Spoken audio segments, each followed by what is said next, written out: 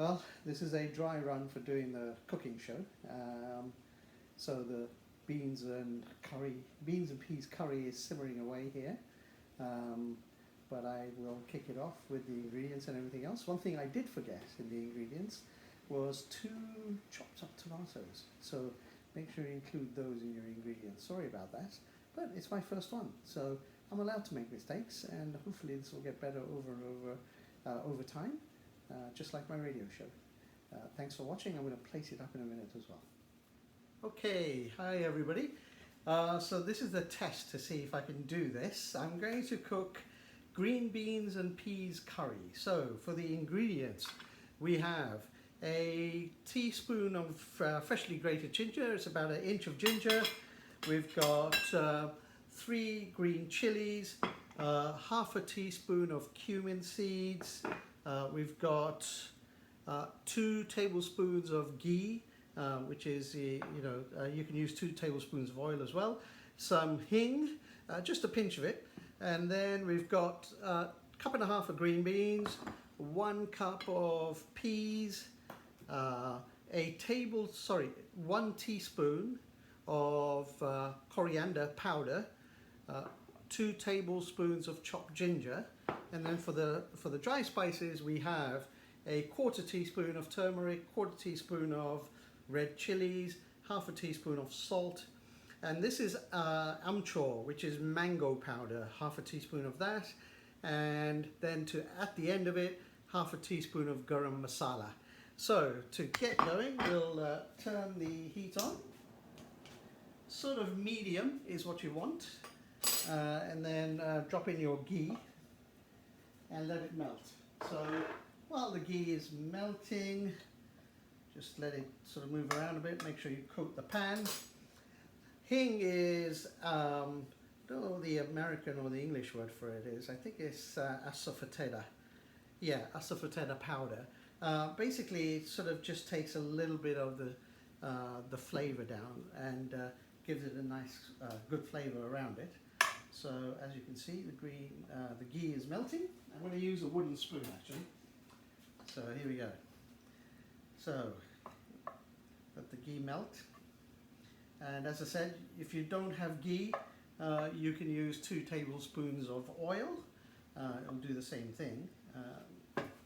Make sure it's nice and hot. And this is a test, as I said. So you can see about half of me. I'm going to try and figure out another way to do this, maybe do this a little bit. But, obviously the big thing here is the actual cooking. So right now I'm using my iPad to do this, and seems to be okay. I'm going to have to figure out another way to do the lighting a little bit, I think, but hopefully you're hearing all of the sound. Once the ghee gets hot, what I do is just throw the green chilies in first, so let them sizzle in the ghee, and that adds the chili flavour to the ghee. So there we go, let them sizzle a little bit, let the oil heat up a little bit more. Oh, where's my teaspoon? Let me go get my teaspoon while this is happening. Because I'm going to use just a little bit over a teaspoon of ginger. It's basically about 1 inch of ginger that you'll grate. I think I've got a little bit more than 1 inch in here, so I'm going to use a teaspoon to just take about that much of it and drop it in there. Let's swirl around a little bit and then drop in the cumin seeds. And let the cumin seeds sizzle.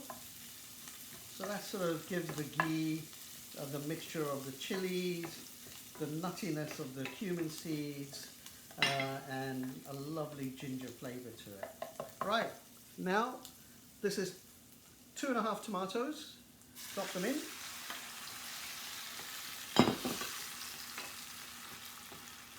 And a pinch of the hing. About that much, not too much at all. Drop that in. Mix this all up. So now the cumin seeds, the tomatoes, and the green chilies are all mixing up. And we need to heat that through.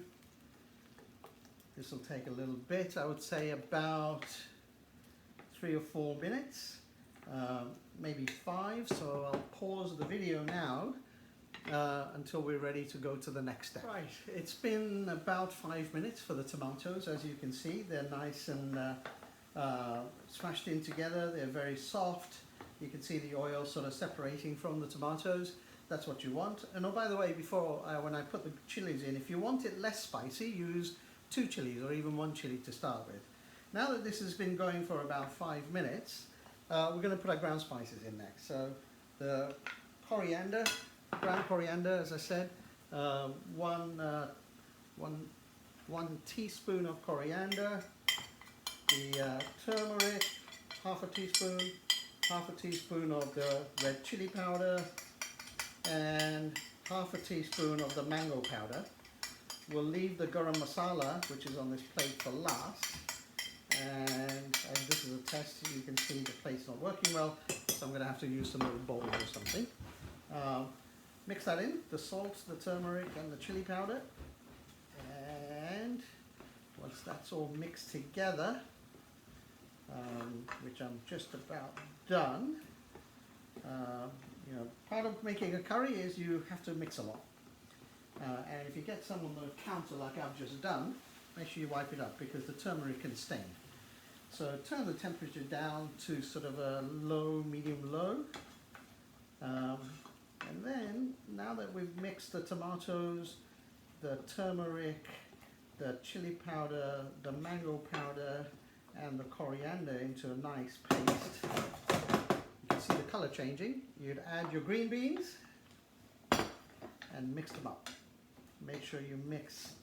And one of the things you'll learn as I start doing this more and more is making a curry from scratch like this, while it takes a little bit of time in the prep and not much time in the cooking, involves a lot of mixing so that all of those flavors get mixed in to the thing that you're cooking, in this case the green beans.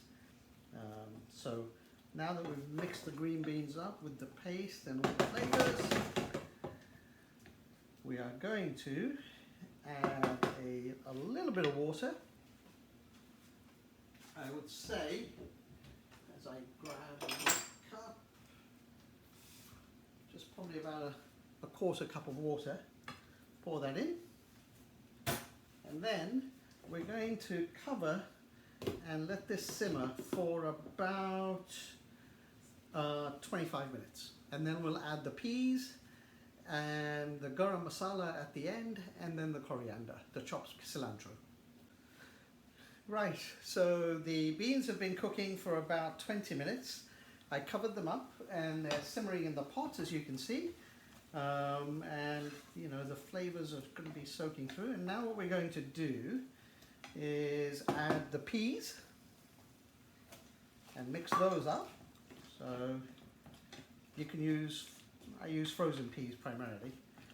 Same thing again, as I said earlier, you know, cooking Indian food, you're going to be mixing a lot.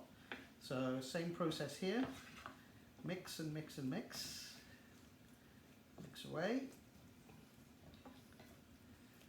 and then a little more, there we go, and then a little bit more water, again probably just another quarter cup of water, and same thing, you mix it up, and what you'll do now is let this simmer for another 10 minutes or so until the peas are done, probably 15 minutes. And then once that is done, again we cover it up and let that simmer. You'll let this simmer again for about 10 to 15 minutes, up until the peas are done, and then we've got the final 2 ingredients, the fresh chopped cilantro and the garam masala. So I'll be back in about 10 minutes.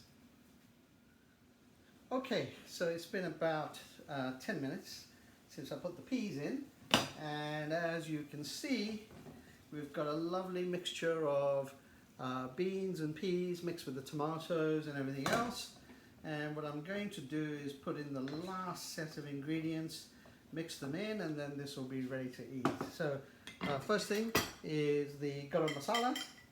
It's about half a teaspoon of garam masala, and then about 2 nice healthy portions of chopped cilantro, or coriander as we say in England.